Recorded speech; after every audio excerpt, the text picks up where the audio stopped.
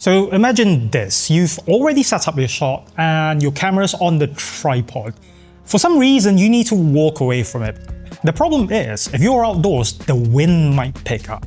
You know that the ground is not perfectly level. Or you brought a tripod from your home because you seldom use tripods and you bought it for $100 probably years ago.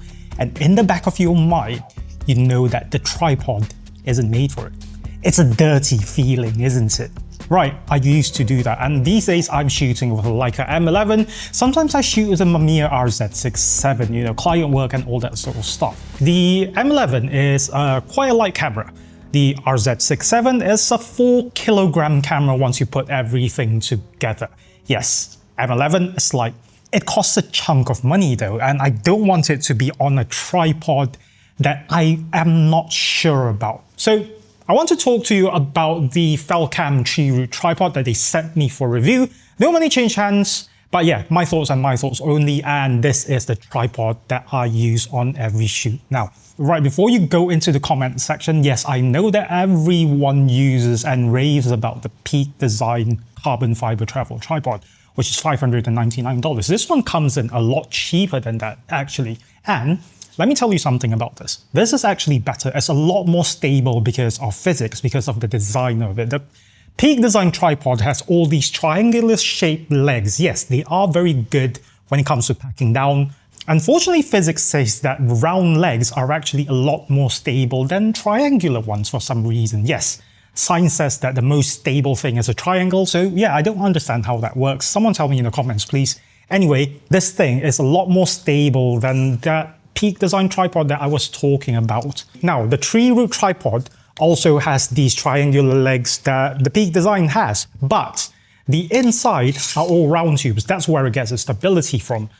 And because the first legs are triangular design, it also packs down really compactly, like so you can strap it and put it in your bag. And to be quite honest, it looks better than a circular tube packed down. It looks like a more expensive tripod than what it really is. Now, one of the things that Falcam always talks about is the 1/3 limited lock, which quite honestly is a very quick way of deploying the tripod legs. It's awesome, it's amazing to use, very quick on the field.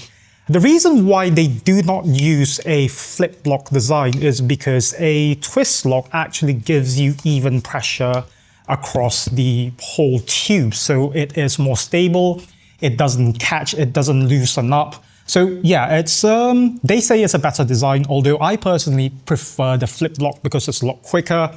And it gives better adjustments too, because I still have this mindset that you need to twist and twist and twist and twist, although that is not true. It's a me problem, basically. It's not the tripod's problem. In terms of the height, this thing goes up to 155 centimeters, so it's high enough. You're not going to get drone-like shots, but yeah, 155 centimeters is quite tall. It packs down to 47.3 centimeters. Now, 47.3 centimeters is a bit longer than what I would like. One of the biggest drawbacks to this tripod is its weight. If I'm not mistaken, this is 1.5 kilograms, and the Peak Design is a little bit lighter, coming in at 1.1 kilograms. So yeah, 400 grams might not seem much, but if you're tracking, I would imagine it would add to the extra weight. But the biggest payoff is stability, and it is, I believe, taller than the carbon fiber tripod from Peak Design. Right, another thing about the tripod is that you will have this f22 slot here to slot in extra Falcam items like a magic arm or what have you, where you can put a monitor and a light on there. Very convenient. I do not have any f22 products, so yeah, can't show it to you. I would actually put a handle here so you can actually carry it in a briefcase style. There is another slot here, a 1/4-20 slot with a relocating pin so it doesn't twist. Again, magic arm from any other brand. So yeah, it's not all exclusive. Now, let's get to the sensor column. The sensor column is quite interesting in a way that it looks quite long now. It is removable, nothing special there. This is the part that is special. You don't need any tools to actually separate out these two parts here. Remove this, get rid of this, and then all of a sudden, you put the ball head back, and then you're able to splay the legs and get down as low as 6.5 inches. You can even reverse it like so. And then this, amazingly, the hook also goes on here without any fuss. Now, going that low will be very useful for you guys who do macro photography. You know, you guys taking pictures of mushrooms, of bugs, and what have you. And the most important thing are actually spikes on the legs. So if you remove this rubber bit, there is actually a spike in there, 3 of them actually. So it is meant for soft ground. You're covered basically for soft ground, for sand, for maybe places where you need this thing even more anchored down. Right, let's talk about the bullhead. The thing about this tripod is that it's so feature-packed that, you know, I might sound like I'm glazing over it, but yeah, that's the reality of it. Falcam really put in a lot into this tripod. Now, one of the biggest things about this tripod is the quick release system. That's it. It's done. You're attached. This thing not only fits the F38 system, it fits the new Uka system from Ulanzi. It also fits a standard Arca Swiss plate, which I'm using on my Mamiya RZ67.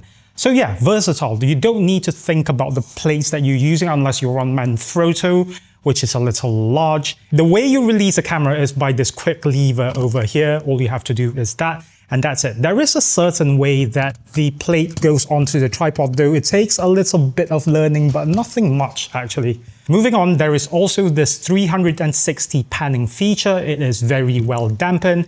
It's very seldom seen on a travel tripod. Also an awesome feature for you landscape photographers, or you can even do panoramic shots using this feature right here. Perhaps one of the biggest things that I love about this tripod is this knob over here. This is the dampening friction knob, where it will give some resistance to the ball head, so you can adjust it with a bit of resistance. You can actually just adjust this. If you actually tighten this, you are able to make minor adjustments without it being too loose. I don't know how to explain it, but then for correcting horizons, for a bit of micro adjustments, again, especially for those of you who do macro photography, it's invaluable. Now, the ball head, it's smooth, it's nice, it can even tilt to 90 degrees. Now, here is a con of the camera though. You cannot actually tilt the camera 90 degrees without pushing the center column up a bit, so it doesn't have the clearance. That's probably a con. So who's this tripod for? Yes, $499, not the cheapest thing in the world, but Falcam designed it with a 40 kilogram vertical load. That's a lot. Yes, Robbie, an RZ67 is nowhere near 40 kilograms, but here's the thing though, it gives you peace of mind. It gives you, you know, confidence in knowing that you can throw an expensive camera up there, your latest Sony A12, your Leica's any Leica, the latest Hasselblad X2D2 on the tripod, and leave the camera without worrying about it toppling over, because it's really sturdy. And then it's also light enough for you to bring on your travels. It's not like any other tripod where there is too much compromise to it. Even the Peak Design tripod, which is a direct competitor. Yes, the Coleman tripod that Ulanzi has is almost the same thing, but here's the thing though, it has tiny legs. It's still too flimsy for me, I think. It has its place. I mean, like, if you're running around with a camera like a Ricoh or a Fuji X100V or something small like perhaps the Lumix S9 with a smaller lens, yes, I would be okay with using the F38 Coleman tripod by Ulanzi, but this one is for more of my higher end cameras, if I may. So, is it worth it? Absolutely.